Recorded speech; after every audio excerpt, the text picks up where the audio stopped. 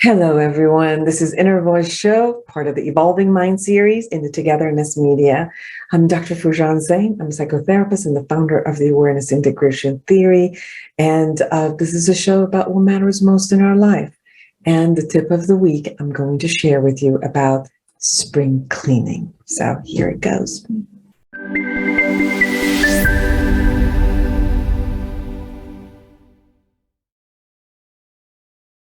This is Dr. Foojan Zeine, and this is the tip of the week. Spring cleaning for the mind, right? Here it is. The spring is here, and the best thing we could ever do is to clear our mind. It is time to let go of what does not work and take on new workable habits.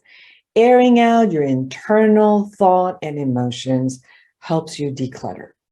This reorganization and purging can open room for new healthy thoughts, emotions that would lead to healthy behaviors and the creation of healthy outcomes. Start with breaking bad habits. Identify the habits that don't work for you anymore. Maybe it's eating not right, exercising or not exercising, smoking, alcohol, getting overly angry, not being able to handle your emotions, any of those, or anything that you could imagine, which you know is not working for you. Tackle one habit at a time. Yes, we all have a lot more unhealthy habits that we can imagine, but let's do it, identify it, list it, and let's take one at a time. Prioritize the ones that you don't want to do. Observe and identify any triggers, your triggers, and how to eliminate them from your surroundings, the ones that creates the bad habits. For example, if you think you drink too much, then look at what triggers you. Is it the parties you're around? Is it the alcohol that's around? Whatever you think that would be the trigger.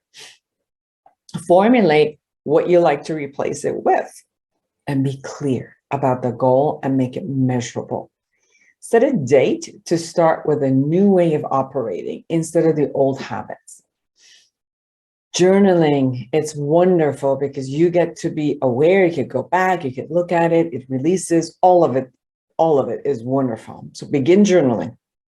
And then every evening as you write, take a blue pen and circle all the negative thoughts and emotions. Now take another pen, maybe a green pen, and circle all the positive thoughts and emotions that you've already written. And then begin cultivating a positive thought about each of the negative ones. If you felt like a victim in any situation, begin to see your power in what you have done and you have handled it. See what you have learned and how you have become resilient. Be aware of the stories that you attach to people and different experiences versus the facts that are there. See the facts, identify which one of them are facts. Like if I took 10 other people there, they would see the same thing. And what part of it is your perception, your stories that you've assigned to it. Give yourself a limited time to vent your emotion. Don't create an emotional uproar. If the emotion comes in, just see what the message is, vent it off and be done with it versus constantly cultivating it. And pamper and nurture yourself because you deserve it. Now, declutter your physical space. Start with one location or a closet at a time. Decluttering makes your anxiety go down, and it just because visually it's so pleasing to the eye, calms you down. Create a measurement rule for yourself. For example, if you have not used an item for 1 year or so, get rid of it. Ask yourself, is this item really useful? When was the last time that I used it? Does it have emotional value? So it's not useful, but it's useful to me because it reminds me of such and such a time, which I had an amazing time and I want to cherish it. Can that emotional value be assigned to something else? Or do you have to have all of these things that you have memory about? Could you have one item that represents all of those memories for you? How does keeping it make you feel? Does it make you feel like, oh my God, I really, really want to have this because I feel safe and I feel pleasure? Or if it's not there and I haven't seen it because it's in the closet, so it's not really in my life. It's just once in a while, if I ever go to the closet, I know that that's there.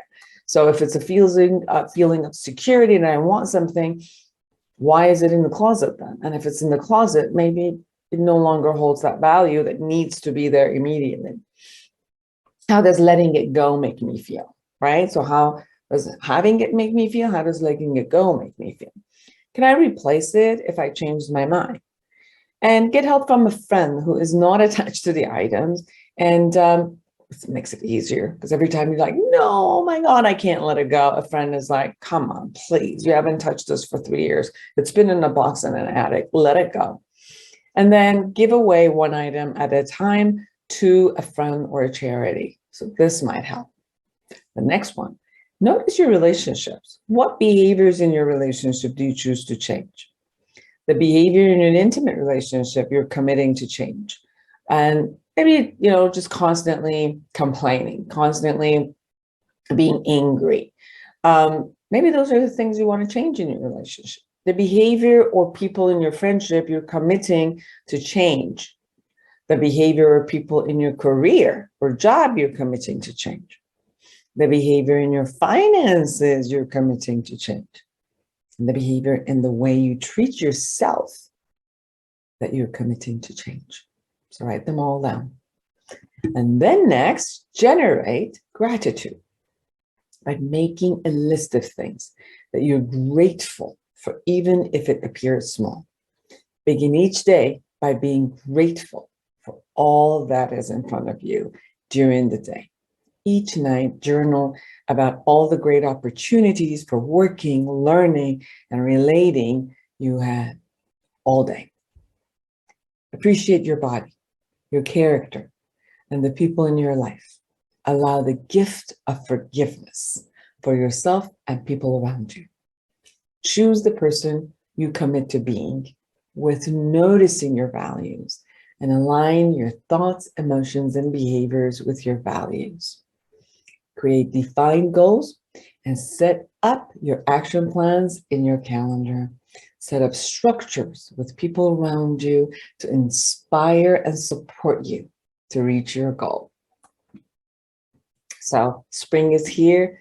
Welcome it with every aspect of your being and a newness, and wishing you an amazing, amazing, amazing new year and new spring.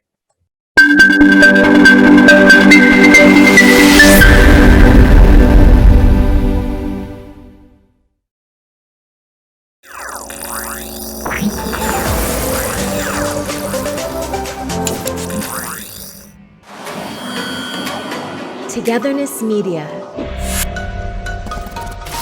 Togethernessmedia.com